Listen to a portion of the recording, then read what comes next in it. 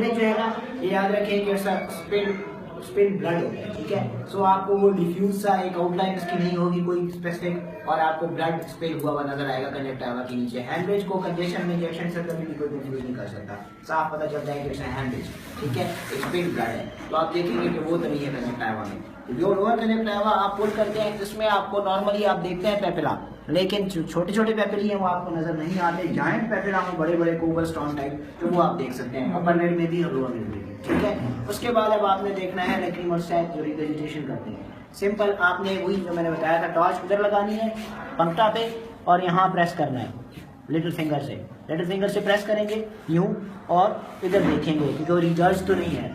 Regurgitation अमूमन Frank जो fluid आता है वो टर्बिड होता है बिकॉज स्टेसिस की वजह से उसके अंदर बाकी इन्फ्लेमेटरी सेल्स आ जाते हैं, टर्बिडिटी हो जाती है। So it's very easy to see कि रिगर्जिटेशन है या नहीं है। क्लियर फ्लूइड नहीं होता, आपको फ्रैंक पस की तरह का फ्लूइड रिगर्ज करता हुआ नजर आएगा अगर रिगर्जिटेशन है। आपने प्रेस करके देखना है, देयर इज नो रिगर्ज, तो आप कह दें नो रिगर्जिटेशन। चाहे आपसे पहले 2-3 बंदों ने आपको बताया भी जी कि फलां पेशेंट जो बैठा है इसमें रिगर्जिटेशन पॉजिटिव है, लेकिन 2 दफा 3 दफा प्रेस करने से सैक खाली हो जाता है, सो रिगर्जिटेशन नेगेटिव हो जाती है। तो आपने वो बताना है जो आपको नजर आ रहा है, ठीक है। अगर पास रिगर्ज कर रही है रिगर्जिटेशन पॉजिटिव, अगर नहीं कर रही है नेगेटिव, ठीक है। उसके बाद आपने नहीं बगैर ग्लव्स के कुछ भी नहीं होता, मुंह हम खुद ही बैठे होते हैं सारे, तो कुछ रिगर्जिटेशन मुंह नेगेटिव ही होती है, ठीक है। उसके बाद आपने अपर लिड देखना है, लिड का ये जो लिम्बल एरिया है इसको देख लेना होता है। अपर लिड को पुल करना इसलिए जरूरी है, ठीक है, कि लिम्बस के ऊपर कोई स्कार, कोई सूचर, कोई चोट का निशान, कोई पैनस, ऐसी चीज तो कुछ नहीं है, ठीक है। वो आपने देख लेना है कि पोस्ट ऑप केस है या प्री ऑप के, या मतलब ऑपरेटेड केस है या नॉन ऑपरेटेड केस है, ठीक है। उसके बाद आपने एंटीरियर सेगमेंट में कॉर्निया के अंदर देखनी है इसकी क्लैरिटी, और उसके अंदर कोई अबनॉर्मल वेसल्स या कोई ओपेसिटी तो नहीं है, ठीक है। सो क्लैरिटी इंपॉर्टेंट है। वेसल्स आपको टॉर्च पे उम्र नजर इसमें नहीं आती, अगर नजर आ जाए तो बड़ी बात है, ठीक है। तो कॉर्निया की क्लैरिटी देखनी है। देन एंटीरियर चैम्बर का आपने अंदाजा लगाना होता है कि ये डीप है, ये शैलो है या ये नॉर्मल है। अगर आप डीप और शैलो नहीं भी बता सकते, दोनों तरफ कंपेयर करके बताएंगे।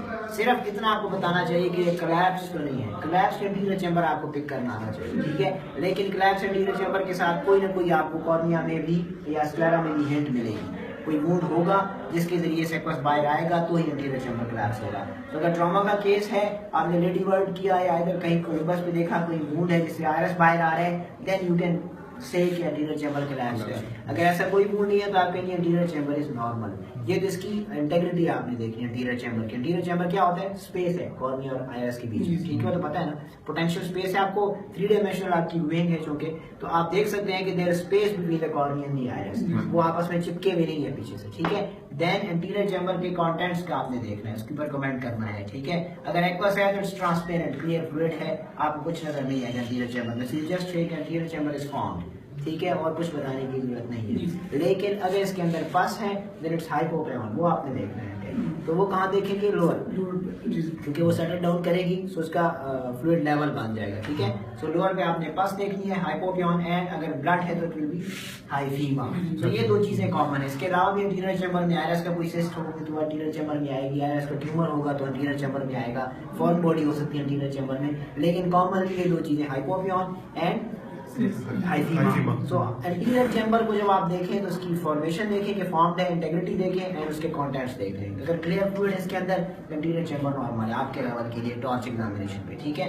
वरना सेल्स इसके अंदर हो सकते हैं लेकिन वो आपके लेवल सेल्स और फ्लेयर वो भी उस टाइम पे नजर आएंगे, आपको टॉर्च पे नजर नहीं आएगा, ठीक है। उसके बाद आपने आयरस देखना है। आयरस जस्ट लाइक कर्टन है, ठीक है, तो आपने इसकी इंटेग्रिटी देखनी है, मतलब इसका जो टेक्सचर है वो देखना है। टेक्सचर कैसे पता चलेगा?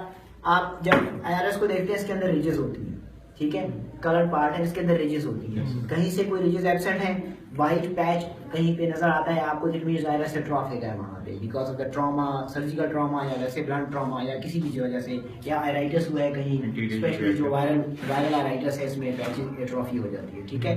सो अगर बाकी आयरस का कलर आपको एक जैसा नजर आता है, एक जगह से व्हाइटिश है, इट मींस वहां से एट्रोफिक है आयरस, ठीक है। तो वो आपने देख लेना है, या उसके ऊपर कोई ट्यूमर है या कुछ है, और कलर आप आयरस पे कमेंट करना है अगर डिफरेंट है।